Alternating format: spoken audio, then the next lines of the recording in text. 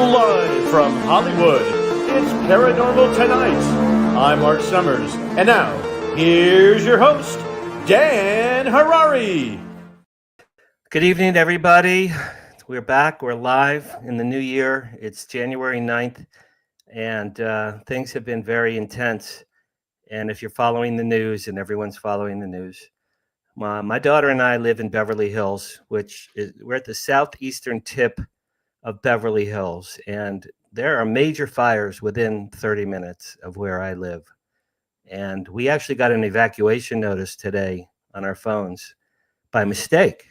And my daughter and I looked at each other like, oh, we better get the hell out of here. It's really scary here in LA. I've been here 44 years. I lived through the 94 earthquake. I lived through the 1990 riots and everything else, man. This is really, really bad. And I have some friends I can't find. I have friends who have evacuated and I can't find them. So I wanted to do the show tonight to do it and to move forward. But my daughter and I have suitcases packed at the door, man. And if we get a notice, we're going to have to bail. So it's a very sad time in Los Angeles. My thoughts and prayers literally are with my friends all over LA County, several of whom I don't know where they are right now. And I hope everybody is okay. If anything you can do to volunteer, to give shelter, to help anyone, to donate to charity, please think about it, because it's really quite awful. It's like an atomic bomb went off in Los Angeles. It's unreal. Having said that, now on a lighter note, tonight is the 1-year anniversary of this show. My first show was actually January 11th, but it's close enough. 1-year anniversary last year. My first show was with my friend Dee Wallace, the actress from E.T.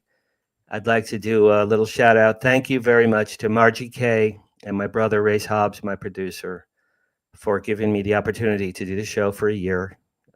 We've had some remarkable guests on the show, man. We've had movie stars and the biggest UAP people on the planet Earth.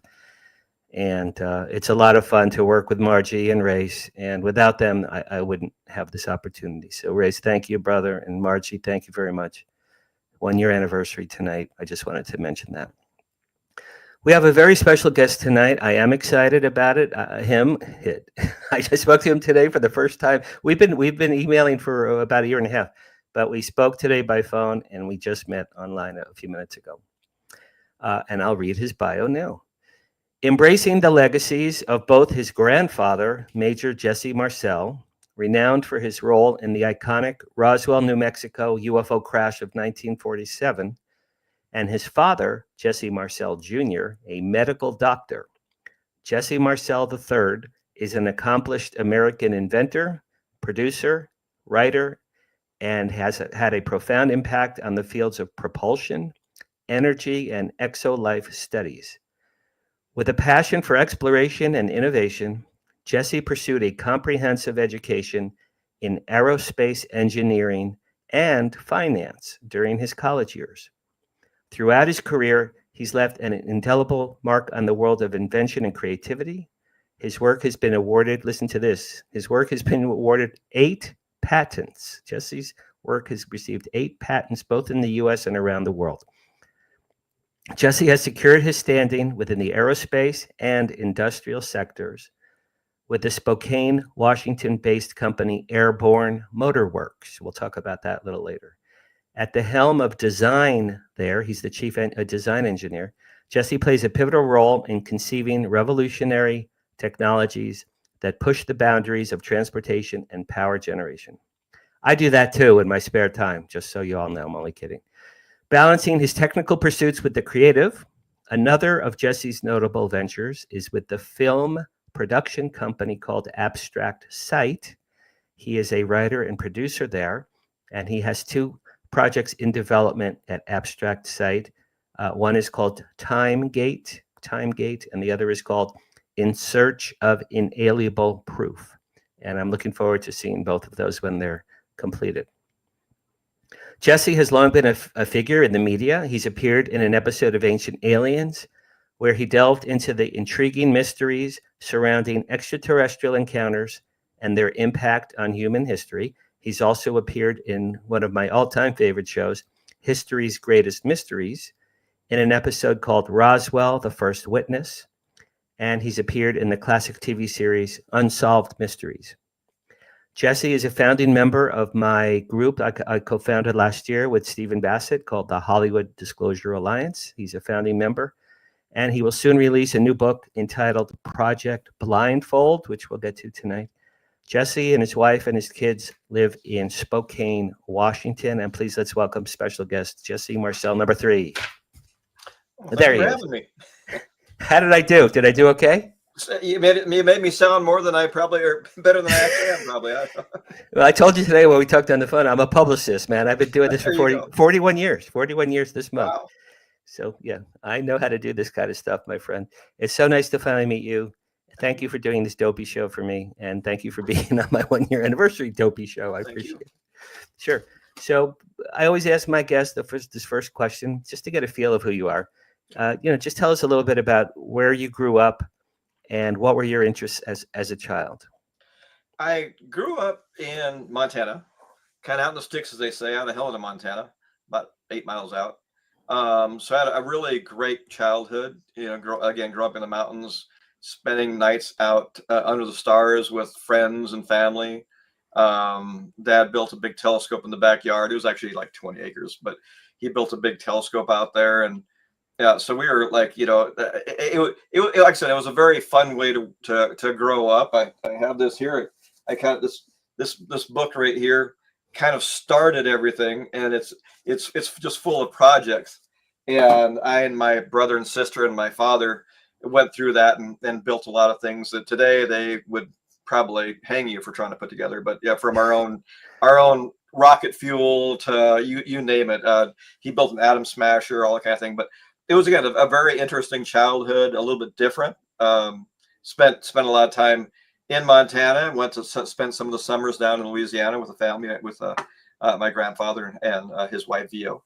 And but a very good life, very country boy, riding motorcycles, horses, and living in the country. So it sounds like Travis Walton a little bit. Are you friends with Travis Walton?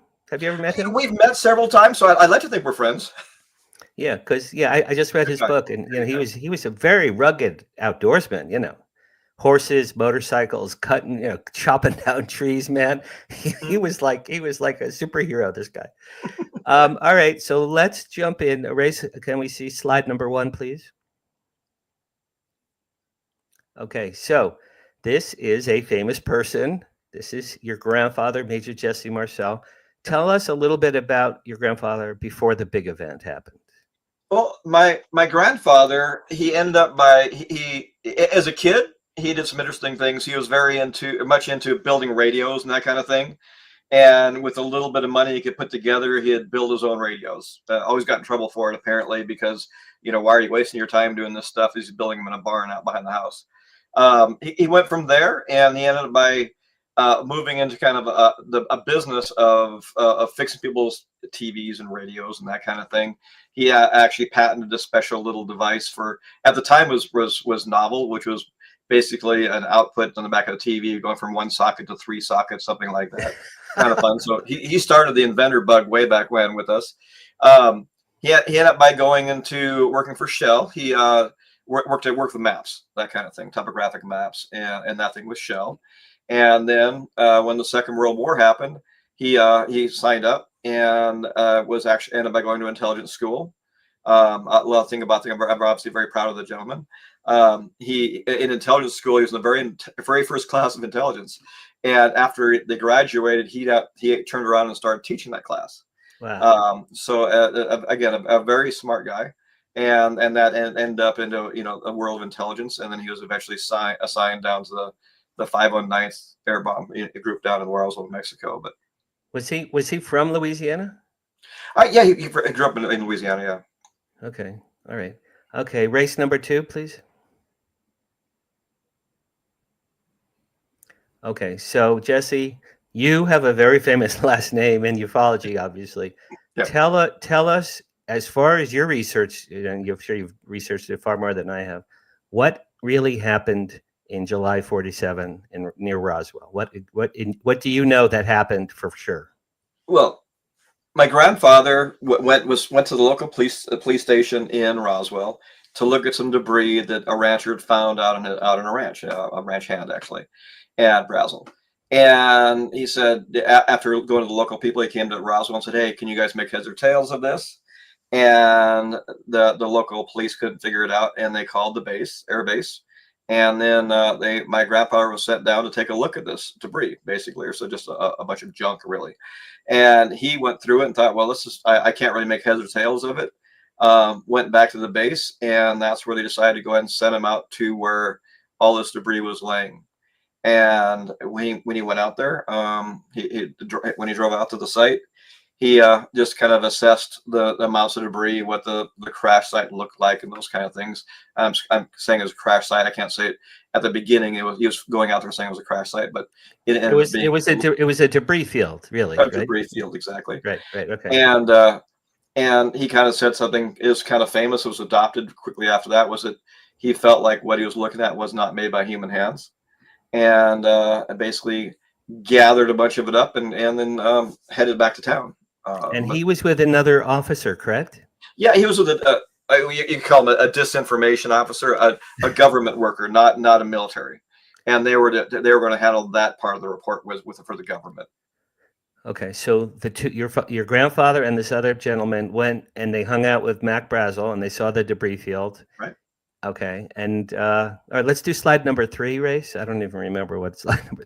Okay, I got this from Michael Schratt.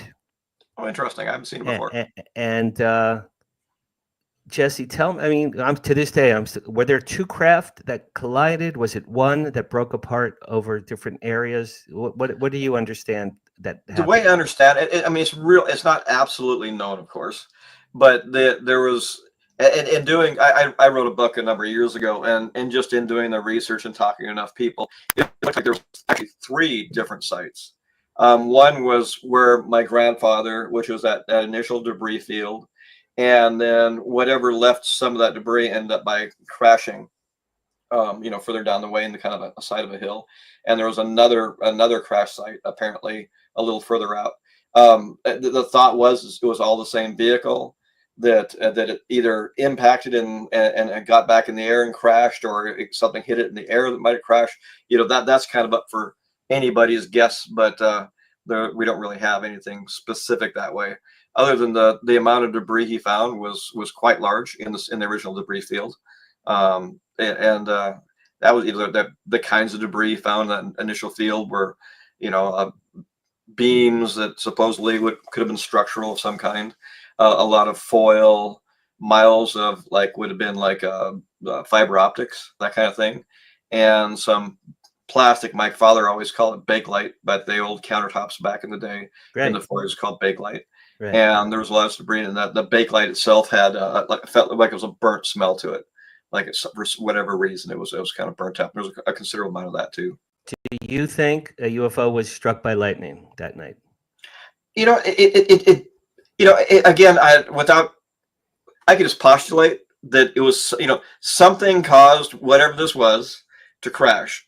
And, was it because of the storm? I mean, it was definitely a coincidence of it. All this happened during a very violent storm in Roswell, New Mexico. So, I mean, the logic would dictate it was probably some kind of anomaly, some kind of could have been lightning, could have been, something that caused the crash. I mean, our most sophisticated jets can crash from, this kind of thing. So it was, at best guess, I would probably say it had something to do with the weather. Okay. All right. That's what I think. It's just a gut feeling. It seems to me that lightning and these poor aliens were like, uh-oh, right? It's just like, uh-oh, we weren't expecting that one. Ray, slide number 4, please. All right. So, Jesse, this is also from Michael Schratt. Okay. This is based on intensive research that he's done about Roswell. Mm-hmm.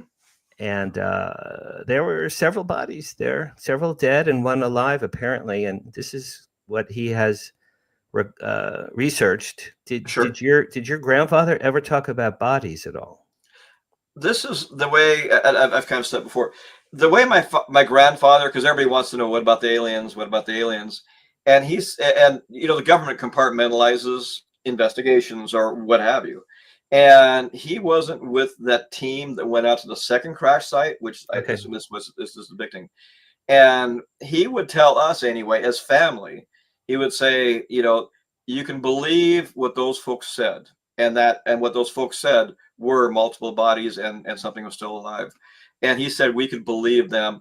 There's a certain amount of he was kind of careful. He didn't want us to go through some of those things that he had gone through, and didn't want us to have to face, people coming down us. I assume if you gave us specific information from him, but it was pretty safe for him to say that we could believe what these other people said. So definitely, in a way of concurring. And I and my family always loved it. He was always said with a wink and a smile that there's so much more I wish I could tell you. So about this, and this kind of depicts it. There's a example like this windmill up in the corner on the first crash site had a windmill that was close to it. This was actually a number of miles away from that, as I understand, where this site would have been. Okay. But there is that. I mean, that is, in general, that's correct. So. Yeah, Michael Schratt spent like 25 years researching this stuff. Most of his stuff comes from Leonard Stringfield. Okay, Ray, so we can kill that one. All right, so obviously now we move on into the cover-up. Now, I always feel bad for Walter Haut because, I'm a publicist.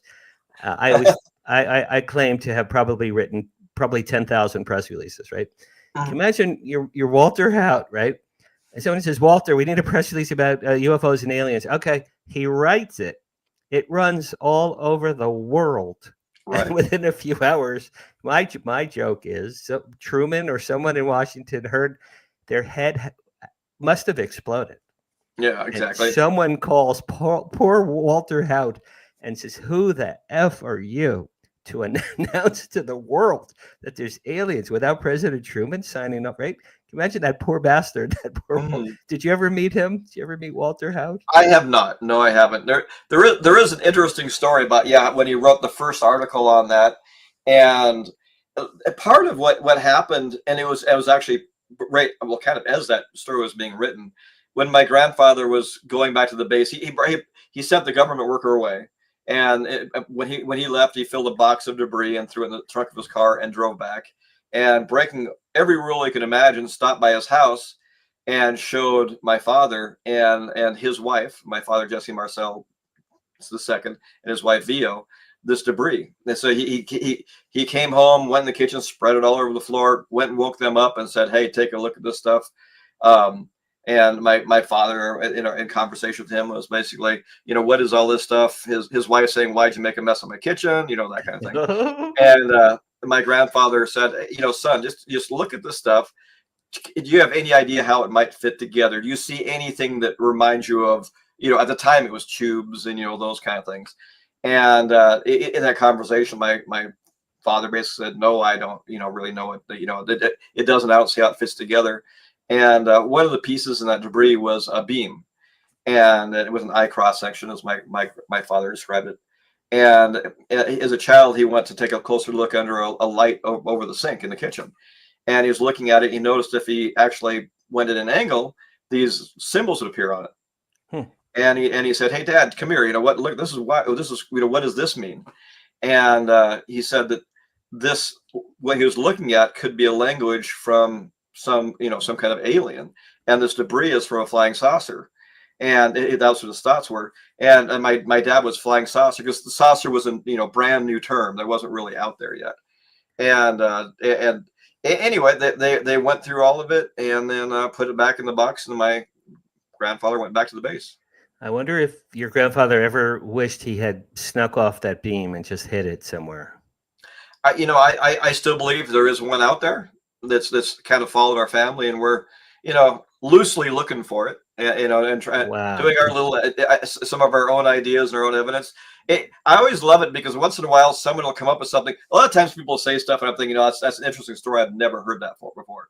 But once in a while, this has been a number of years ago, you'll hear say, "Wait, I remember my grandfather talking a little bit about what this person's, talking about now. So I know there's a little bit, of a crossover where maybe a piece is, or that kind of thing. But Boy, would that be something, my friend? Would that be something? It's, what's interesting is like when my grandfather's in showing his son this debris and his wife, he is describing it as a spaceship, as a flying saucer. So it was significant for my grandfather to, for what he had seen. This was, from somewhere else and that kind of thing. So it's kind of interesting. And then the story comes out, and then as the story goes along. Anyway, I don't want to get it too far ahead, but as the story starts playing out, it's kind of interesting when you look at all these pieces. It's just fabulous. It's just how old was your dad when he saw those things on the kitchen floor? 11, 12, that age. Wow, very cool. All right, race number 5, please. Okay, so there's your grandfather. Yep. And what was going through this is obviously when they're, it's a weather balloon, it's a weather balloon. The biggest lie in the history of the United States, probably. What do you think, what was going through your poor grandfather's mind in this picture? Well, I can kind of, when he was literally walking down the hallway, hey, sir, we're going to take some pictures of you with some of the stuff you found. Yeah. And in his mind, anyway, momentarily, I thought, oh my gosh, they're actually going to they're actually going to show what we found out there. And he was kind of excited. Oh, okay. And he walked in this room and looked around, and like this material, it's like it's and the balsa wood sticks. I mean, it's all part of a Rowan target. He knew about Rowan targets. It wasn't like there was some kind of a mystery to him, and he realized right then that this is where it was going to start. The story was going to come from. And my sister pointed out, Denise, it's interesting enough, whenever any of these pictures of my grandfather in them, you'll normally when they take a picture of you look at the camera.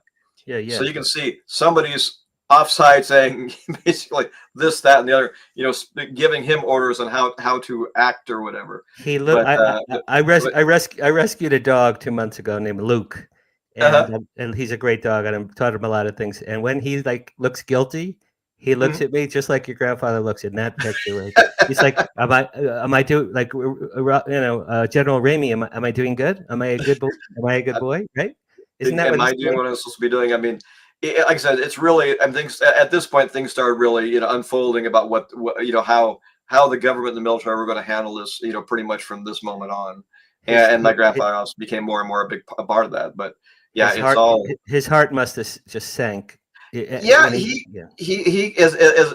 he got back to the house after these photos, he met with my father and grandmother, and this is where a definite right angle change was that you are not to tell anybody about what I showed you. This was in his words a non-event. It did not happen, and so he slammed that door shut real quick, and I don't know, was he warned that you're not to talk to your family, and they came down with a lot of gravity. Basically, you do not do this. You are now, basically going to have to get back in line as an intelligence officer, and you're going to do what you're told, and et cetera, et cetera. And he did. Yep. Yeah. Race number 7, please. Yeah. Who was now? Ramey's on the left. Who is Dubois? Something. Dubois. Yeah. I wish I might be. I could be incorrect about that. But yeah, this was part of the. This is just a broken up Rowan target. What's interesting is, like, if you study what a Rowan target is, of course, we have endless time to think about this stuff. I mean, it had like what would be a little tape player, had a microphone and wires, that kind of thing. That they leave out of these photos, which have been a big part of what the debris would have been found, because there are lots of a train and that the train of balloons and that kind of thing, but they leave that out of there, the most obvious part, and they kind of set this up, and it's kind of like, well, it's interesting looking, it is from as a Rowan target, but it looks like an aluminum foil kite is what it's basically what it was. It was actually like a pyramid that focused sound to the mic, so they could pick up sound. I see. Okay, race number 8, please. It's actually very simple. Okay, now you see what Ramey's holding in his hand. All right, race number 9, please. Number 9. That's from the Beatles. All right, Jesse, you've seen this, right? Oh yeah. So this apparently is what Ramey was holding in his hands, and it talks about a disc. Yeah. And it says we will ship to, I think it said Wright. Yeah, we will ship to Wright-Patterson Wright Air Force.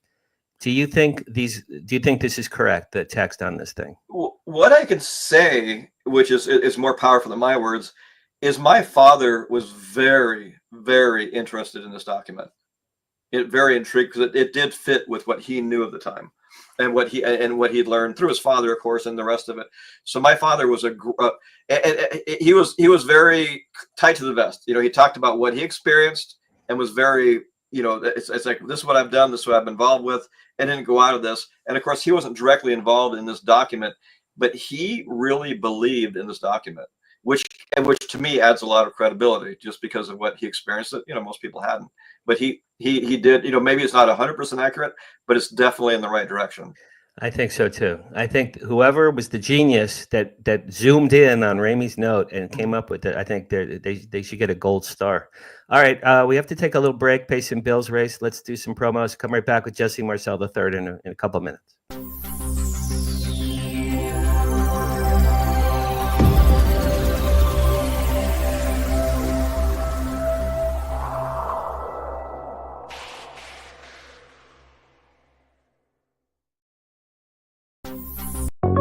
The UNX Network classes and workshops are enrolling now for 2025. If you're interested in psychic protection, chakra balancing, dowsing, or perhaps healing with sound and music, visit unxnetwork.com to see our complete series of live and on-demand classes and workshops hosted by the one and only Margie K. For example, in January 2025, you could spend 4 Saturdays with Margie for her exclusive live remote viewing workshop. Margie K is one of the most accomplished remote viewers in the world, and she will share her secrets and totally unique methods in this course. Some courses are open now. Seating is limited for these live courses, so register now at unxnetwork.com. UNX members use promo code XMEM for an additional 15% discount.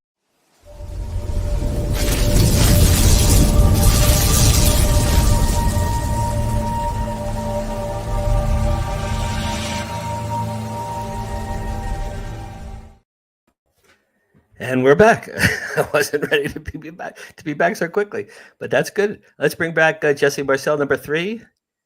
He is. Race, slide number 10, please. Oh, Race, there he goes. All right, Jesse, tell us a little bit about your grandfather, the person, and you knew him. Yep. Tell us about some of the nice memories you have of your grandfather. This is more of the person that I knew is my grandfather at this age. Some of the fond memories were. We go spend time. We drive from basically out of Clancy, Montana, down to Houma, Louisiana, and we'd always stop at little fireworks stores and whatever on the way. Had a great time. We let off fireworks blowing, little cans in the air in the front in my grandfather and grandmother's driveway. Spent a lot of time as kids. We did a lot of that stuff. All the drivers were made out of shells instead of rocks. It was kind of really cool way. But my grandfather, he was you go into his shop and it has that deep South smell, that heavy, whatever. There are boxes, hundreds, if not thousands of tubes and everything you possibly think about. A big ham radio that he spent a lot of time on. And he was missing one of the digits on his one of his fingers. Yeah. And there's a saw there. So as a kid, I'm like, oh my gosh, I was kind of scared of that thing. But I remember one morning we went out and this house backed up to a bayou, and we'd fish out there all the time. Okay. And one morning he got up and we drove to the store to get some bait and that kind of thing, and came back and we go into where his shop is, and he pulled bamboo sticks out of the rafters and then put on a spool, and we did the whole thing. It was all very manual, I guess you could say. And then we'd wander off, and then we'd look out for the water moccasins and fish in the bayou. And that's how I really got to know him on a one-on-one basis, was fishing with him on his bayou. And but he was very very friendly, very nice, very down to earth. I didn't know anybody that ever said anything, unless they had an agenda of some kind that of ill will towards him. He was friendly and good to everybody. Just a very nice guy. Very petite. He's very small. Okay. We're all French, and he actually had to get in the military. He had to lie and get somebody else to agree to that lie for him even to get in. Interesting. But again, very nice, very jovial, very happy for the most part. Always had that deep Southern accent. His wife Vio had a deeper Southern accent.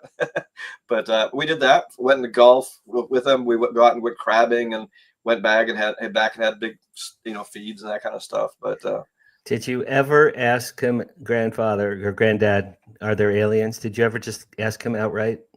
Oh yeah, just he again. He was when I said, there is one story that's kind of interesting, and I've said it before, but it's in the debris field that he was involved with, there was some biomaterial, and it was wrapped up in some of the debris. Okay. And that was like, well, maybe that could have been somebody. Maybe that was one of them. Wow. That was about as far. And he said, but it could have been a cow that this thing hit, or a sheep actually that were out there. He wasn't sure, but there was actually something in the debris that he was part of. Is that, and then if I pressed him, he said, yeah, people saw aliens. But not personally. But he did. There. I think there's a lot more to it than that. But is this common knowledge? What you just said? Yeah, it was actually on National Geographic, I think in the late 70s, maybe. And it came out, and I've never. It's gone. Their story. It might be out there if you research it, but yeah, it was. I thought it was pretty fascinating, and then it was kind of like pushed aside. Maybe it was an arm or a leg. Who knows? Well, it is. It said it was covered in some kind of. I mean, they knew it was biological, whatever it was, and wow. bones and that kind of thing. And like I wow. said, that's great. It is fascinating. I mean, who knows? It's like the more I'm a little bit more. Excuse me. As it might sound, I'm actually more of a believer now than I used to be. Okay, it's sure. not. It's just when you start seeing more and being involved in more, and you open yourself up to more. It's almost like you get to the point where what isn't possible. It's like this whole Roswell story. It's not. I mean, I absolutely believe there's life in the universe other than here. I know. I would believe it just as much as I'm breathing right now. That there's life. Right. Really, was there technology that allowed something to get here or find us and then get here? It's a technological question. It's not about the significance of an alien. Yes, there are aliens out there. No question. Were they able to find us and get us here? That's the only question. The rest of it, and we're getting close to that right now. What we are, and we're perhaps hundreds, if not thousands of years behind whatever this was. So it's like it's almost ridiculous in my opinion to think that what if Roswell, what if this just it looked, smelled, it tasted, it just looked like a crash UFO. Maybe it wasn't, but there is so much out there that if to not embrace that life's out there, and that again we're getting close to the technology that could duplicate what's happening. Which we could get us somewhere. It's just like, in my opinion, and my background is a lot more in science than it is in the rest of the stuff. So I kind of try to take a line, but there are elements within science that allow this to happen where we're at, and we're cavemen compared to a lot of this stuff. So it's like, didn't Ben Rich said we have the technology to take ET home? You've heard that before, right?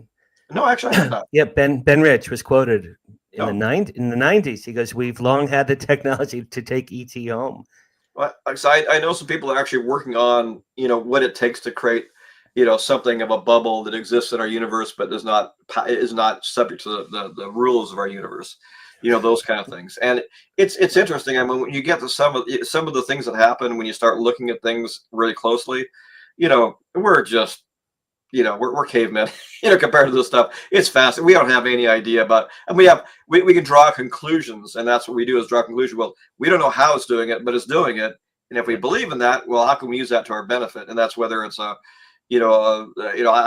fully believe in life out there. I fully believe there's an infinite number of universes. There's actually, there is more reason to believe than not believe, in my opinion, anyway. I totally There's agree. more science behind it. I totally agree with you. Race number 11, please. Junior, he was a medical This looks doctor, this, right? That's him, yep, right? yep, MD. He started out. He went through he went through LSU out in New Orleans.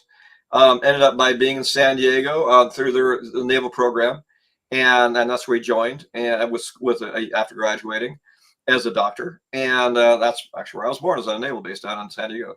And he was in a military career. He ended up being as he progressed through his career, ended up becoming medical doctor with his own practice, that kind of thing. This was out of Helena, Montana, and it at some point in Helena, I think it must have been, it was sometime in the early '80s, an attack battalion joined the National Guard in Helena, Okay. and he always wanted to fly helicopters.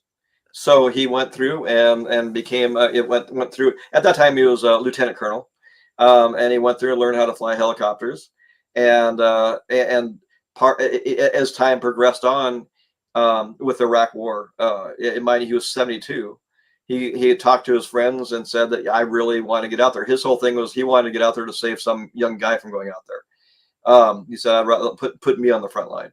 So But he where went do you out think there. this photo was taken? It's one of the bases in Iraq. Oh, really? Wow. Yeah, I'm not quite sure which one. Very cool. And I was lucky. I used to be I was a firefighter, a wildland firefighter, and in Missoula, Montana, I drove trucks up, and we were in Missoula, and it just happened that he had to fly in, and then I actually was on a hell attack team, which I flew in helicopters to go fight fires, and I got Okay. there, and somehow he got me on board a helicopter, and so I was able to fly once with my father in a Huey Wow. back to Wow. Helena. So that was Wow. quite an honor. It was a lot of fun. But Yeah. but no, he did that. He ended up becoming a flight surgeon. He was actually the oldest flight surgeon by far in Iraq, Wow. and a pilot. So he did both. And then they actually offered him brigadier when he was out there if you want to stay another year, but he couldn't do it. So he came back. So that was kind of the end of his military career. But he was very, very proud of his military career That's very as sweet. being a doctor. It's very sweet. Race, you can delete that one now. Yeah, I was very close to my father, and you were close to your father and your Oh, yeah. grandfather, and it's very sweet. No, I think that's wonderful. Race number 12. All right. So your dad wrote the Roswell Legacy book, which I've Yeah. not yet read. Tell us a little bit about this book. It all started as a project inside the family, actually, to write a book kind of about, everybody talks about, you guys need to write a book. Everybody, my dad needs to write a book, needs to write a book, needs to write a book. And that's really just where this came from. It was just after thinking about doing it. And, at this point, he was more, towards the end, he was actually in Iraq when this was being, partly going right. He was writing things down when he was over there, sending them back here and building a book. So it was all during that period. And then once he returned, he just had it published. So, and you see forward by Stanton Friedman. Yeah, Stanton Friedman yeah. was always a very good friend of our families, Okay. with our family and that kind of thing. And Linda Marcel was his wife, and his widow at this point. But they are together on this. But yeah, it was kind of his memories of what happened with Roswell, and as far as affecting him. Was your grandfather alive when this book came out? No, No. Okay. it was So after that. it was a tribute to your grandfather in a way, right? It had a lot to do with the legacy of Roswell, exactly. Yeah. And it was a little bit. Yeah, I mean, it's a good book. It was more closely related to things that were directly related both to my father and what he experienced and all those kind of things. And Linda was not your mother, correct? No, my mother passed away or in a car accident when I was a kid. So sorry. he ended up being remarried. Ended up with lots of kids. We had like 8 kids in our family. So we ended up with a Wow. big family. There's a lot of Marcels running around. All A right. lot, for better or worse, we're all over the place. Speaking of books, I was going to save this till later, but I think now's a good time. Race, let's do number 13, the new one. This is your brand new book, my friend. Tell us about this one. It has not yet come out. This is a world exclusive. Tell us about this book. It's basically there's two things behind it. It's basically just drawing a line between what the idea of how everything from government and society looks at things, and how as a species, how we put ideas together, and following it through back from starting with Roswell. It doesn't have a lot to do with Roswell, but it starts with Roswell and what had happened then, and it follows through today. So it's just a compilation. It's kind of a lot of my thoughts and that kind of thing, and try to make sense of a lot of what's going out there, and why things are done the way they're done. That sort of thing. Do you address drones in here? Very much so. Yeah, it's part of that idea is like, if you have something that you don't know what's going on or can't control, there's a couple things you do. You either deflect, look over there. Right, exactly right. Let you see, because we have no clue what the rest of the stuff is. Right. It's the same thing over and over and over again. And I always looked at it. It's interesting because you try to look at the people in your government as being intelligent, and the people are releasing information out, and by having this going on and saying, yeah, it's nothing, don't look at it, we really don't know, it just makes it that more more interesting. And it's just there's a certain point at which I believe, and I don't think this is something that's happening right now. I think the stuff's been going on for 1,000 years, but it's just how how the government, in a way, it's a Rowan target, that kind of thing. Look over there. It's this. Don't even look at this. It's a magician. That's what a magician does. Right. Exactly. It's exactly. And the longer you go through this process of not really knowing what this is, or saying what this is, these kind of things. I mean, a lot of them are just, just drones. But it sure is interesting that you're putting some of the stuff out there and not doing much about it. Jesse, that reminds me of that Naked Gun movie where Leslie Nielsen's saying, "Nothing to see here." I love Naked Gun. And there's a car speeding into a building and exploding and all this shit. Oh, I love all those. Yes, exactly. That's exactly right. You're exactly right about that. That's exactly the way they do it. Don't look here. Yeah, nothing to see here. Steve Bassett has been giving lectures that the drones are U.S. military drones, and they're up to deflect from the ET craft. There's all kinds of orbs and weird stuff that's extraterrestrial. But if everyone focuses on the drones, why are the drones? You're not looking at the orbs and the other things that are inexplicable. It is. I mean, there's enough crazy stuff. I'm lucky because the last name Jesse Marcel, people think something, right? And so I have foreign governments, you name it, get hold of me talking about what's going on there or what we're seeing here. And I mean, it's everywhere. Some fascinating stuff going on in China right now. Just all over the world, there's just so many unknowns, and some countries are just absolutely embracing this, thinking this is our evolution. And we're a little behind the ball on that, I guess. We're governmentally, but it's just it's hard to deny. And I love going in. I did a book tour a number of years back. I went through Brazil, and meeting some of these villagers that are very just simple life, very big, and they love talking about how we went in this field and we saw this happen, and going through all these things. I had people coming in from all over the place to talk about the experiences they had with something odd, something strange. It's like Uruguay pilots. It just very fascinating. This stuff's been going on for as long as you can, as long as you can. It's like, half the stuff you're looking at the sky, you have no idea. I mean, a lot of it, a very high percentage is very explainable and it's just simple, but it's not all of it isn't. Race, did you want to say something? I didn't know if you guys have heard or not about some new developments. There was a guy who sent in a sort of a manifesto to a podcast guy named Sam Shoemate. He's a former military. These guys, he has a podcast website that, it has a lot of whistleblowers on it from the military, Okay. former and all that. Well, he on December 31st received an email from this guy who had been trying to reach him for about 3 weeks. And finally his email got through and he read it. And in it it explained that he was a Green Beret, had been for 20 years. Mhm. He worked on a mission in Afghanistan that he was having difficulty dealing with. It was lasing targets for opium operations, and funded the Taliban. And a lot of civilians got killed and injured and maimed in those strikes.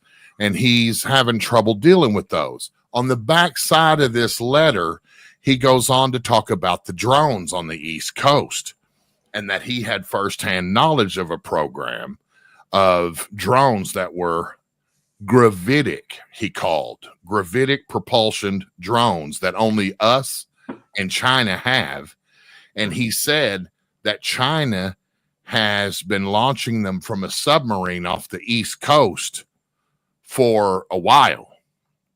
And that, and I'm paraphrasing here, but it seemed like these drones, they were doing it while Biden was still in office, before Trump got here, where they were flying over the eastern seaboard and surveilling from Washington, Virginia, Massachusetts, that kind of Norfolk, all that kind of area, and then even some further inland.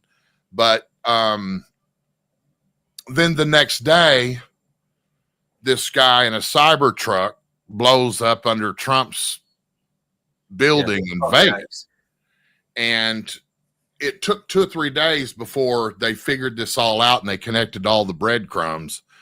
But it was him, the very guy who committed suicide at Trump Tower, was the guy who sent him this. Like, yeah, he didn't want to injure anyone or hurt anyone. He was committing suicide because he was convinced that China was going to deliver a bad weapon over the White House. He basically stated that there's nothing that could stop these drones. They have a unlimited payload capacity, and that they could fly one right over the White House, hover over the White House, and detonate a huge bomb right over the White House. And he was thinking that the Third World War was coming. That's how sure he was.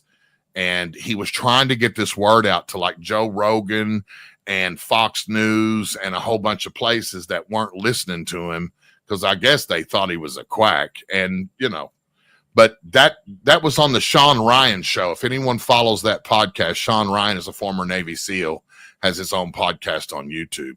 But I found that very interesting because it kind of went in line with some of the conversation that was going on about they were looking for something. They lost, nuclear material and that kind of thing. So, that was very interesting. But, they are it is our technology. So, yeah, so I think that's true.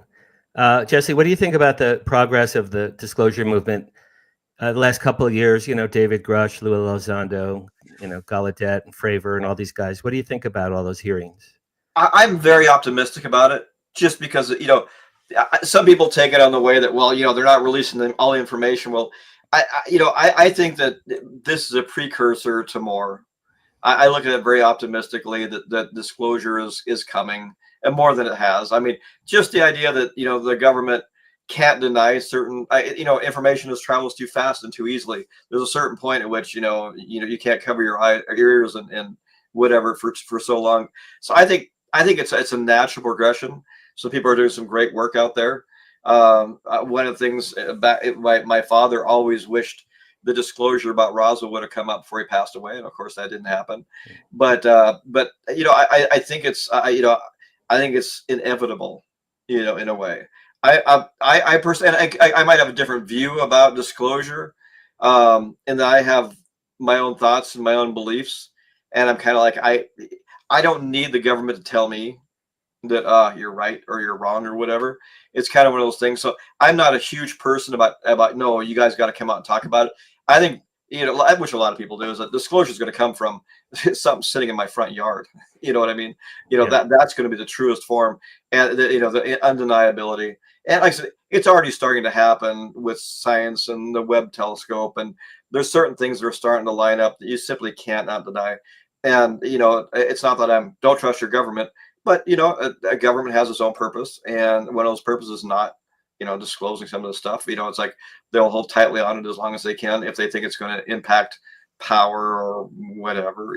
So Okay. I'm not saying it's that simple, but it is one of those things. So I think it's a great thing. Things are happening. I think more things are coming down the road, and it's just a point you can't keep blocking all this stuff. But I think true disclosure is going to be done on a civilian level and not on a governmental level. So our mutual friend Steve Bassett told me this morning that you and your sister were on a panel that he did in Washington. I guess it was in 2013, Citizens Hearing on Disclosure. Do you remember that?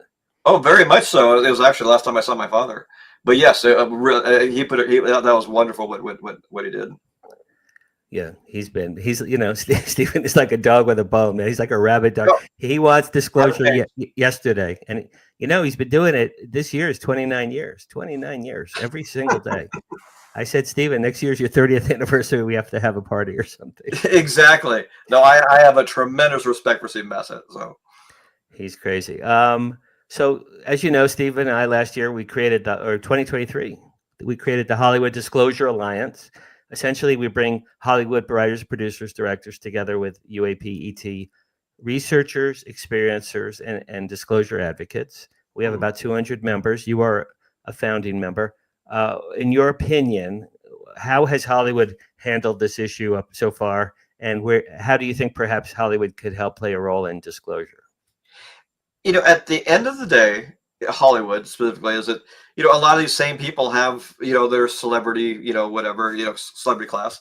They have their own beliefs, their own sightings, their own that kind of thing, and it's just they just command a much bigger audience. So if a well-known actor or actress comes out and says, "Hey, I saw something last night," more people are going to listen to him. So I think it's a great way to look at it. I mean, it's the same way a celebrity goes is politically. When they say something, a lot more people involved. And so I think it's really important. Obviously, there's celebrities in the past have come out and said, there's something out there. But I think the more you could bring in, which I'm very excited about, the more you can bring in people with large audiences, it takes it out of the hands of you can't manipulate. It's just, if you have millions of people coming in listening to somebody, I don't care what somebody's squawking over here, it's going to get out. So I think it's a great idea. Recently Taylor Swift was wearing on two different occasions. Taylor Swift wore a UFO dress, with a big UFO. And I put on my Facebook, I put, you're going in the right direction when the world's biggest star is wearing a UFO on her dress, right? If she said I saw extraterrestrials and they came and I talked, that would be disclosure. She could do it by herself. Yep, that would be again. That's probably where more disclosure is going to come from. Is that right? Again, there's honestly, it's like people on the civilian level, if you want to call it that way, usually aren't as agenda driven. They don't have to follow a rule book somewhere. You just do what you want, do what feels right to you. So that's the reason I think that a lot of that. And that's where this disclosure with the government.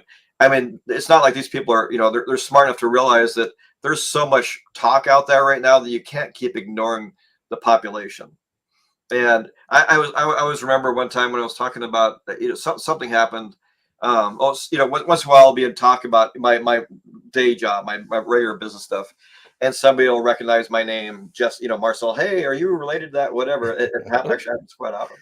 And I said, yeah, that was my grandfather. An interesting story is I was just we just had a little convention for our company out in the Woodlands, Texas, and a gentleman walks up and he's a very, very interesting, dapper fellow, and he mentions that his father knew my grandfather.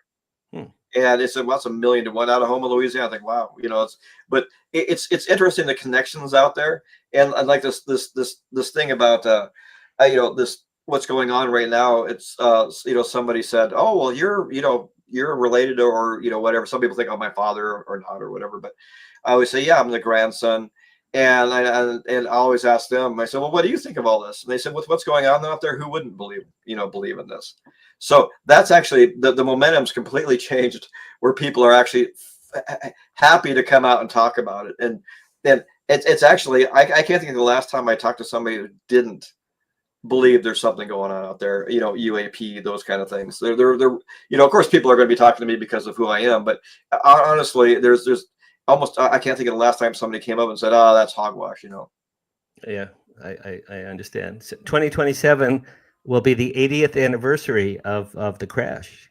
Yeah. It's 2 years from now. I mean, do you go to historically? I'm sure you've gone to some UFO conventions and things. You must be like John Lennon walking through the crowd. You know, there's Jesse Marcel. There's Jesse Marcel. You have one of the most famous last names in all of ufology. Well, some people are really nice. Like I went the last time I was down there for the 75th because they put a UFO and stuff in the sidewalk out there representing my grandfather. So it was nice to be able to go out there and give a little speech. So I got there once, not very often. I mean, definitely the 80th. I'm sure I'll be there.